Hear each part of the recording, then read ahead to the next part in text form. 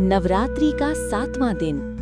यह दिन माँ दुर्गा के उस उग्र और अद्वितीय स्वरूप को समर्पित है जो अंधकार का नाश करती है और भक्तों को भय से मुक्त करती है। वो स्वरूप है माँ कालरात्रि। उनका रूप जितना भयानक दिखता है उतना ही कल्याणकारी भी है।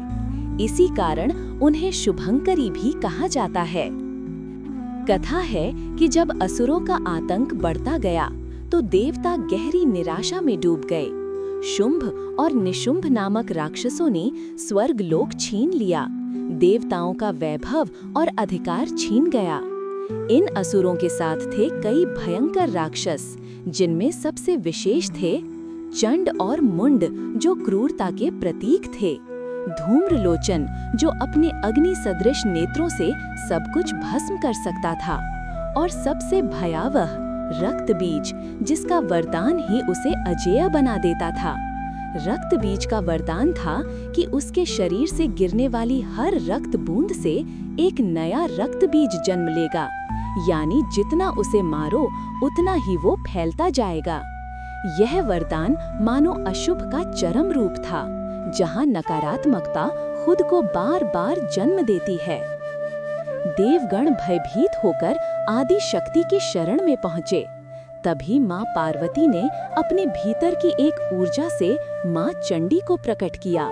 माँ चंडी ने युद्ध छेड़ा, लेकिन रक्त बीज की सेना लगातार बढ़ती गई। धरती, आकाश और पाताल तीनों लोक उसके राक्षसों से भर गए। तभी माँ ने अपने भीतर की सबसे उग्र शक्ति को जगाया और प्रकट हुई माँ कालरात्रि।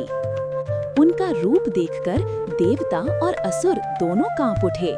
उनका शरीर गहरे अंधकार जैसा काला, 3 आंखें जिनसे अग्नि की ज्वालाएं निकल रही थीं, गले में विद्युत की चमक, बाल बिखरे हुए, गधे पर सवार, हाथों में वज्र और तलवार।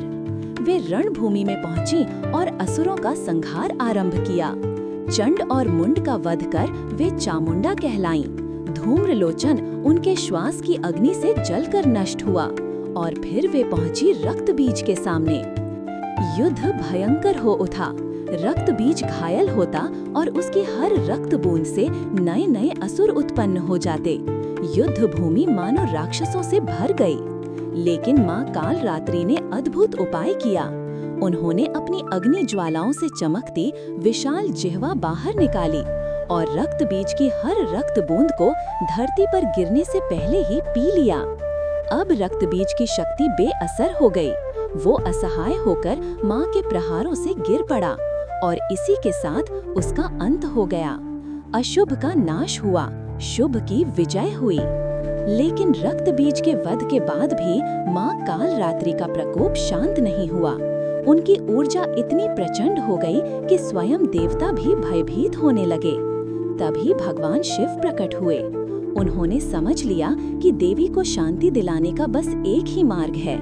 वे युद्ध भूमि में लेट गए। जब माँ कालरात्रि ने अनजाने में शिव पर चरण रखा तो वे ठिठक गई। उनकी आंखें अचानक शांत हो गईं। उन्होंने अपनी जिह्वा बाहर निकाली और अपना प्रकोप समेट लिया। यहीं से उनका नाम पड़ा शुभंकरी, क्योंकि उनका भयानक रूप भी अंततः कल्याणकारी ही था। इस प्रकार असुरों का अंत हुआ। देवताओं ने अपने लोक वापस पाए और ब्रह्मांड में फिर से धर्म और शांति स्थापित हुई। माँ कालरात्रि हमें सिखाती है कि अंधकार चाहे कितना भी गहरा क्यों न हो, साहस और दृढ़ता से उसका अंत संभव है।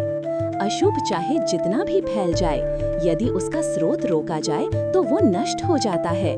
और सबसे बड़ा सत्य, कभी-कभी शुभ को भी अशुभ रूप लेना पड़ता है, लेकिन उसका लक्ष्य हमेशा मंगलकारी ही होता है।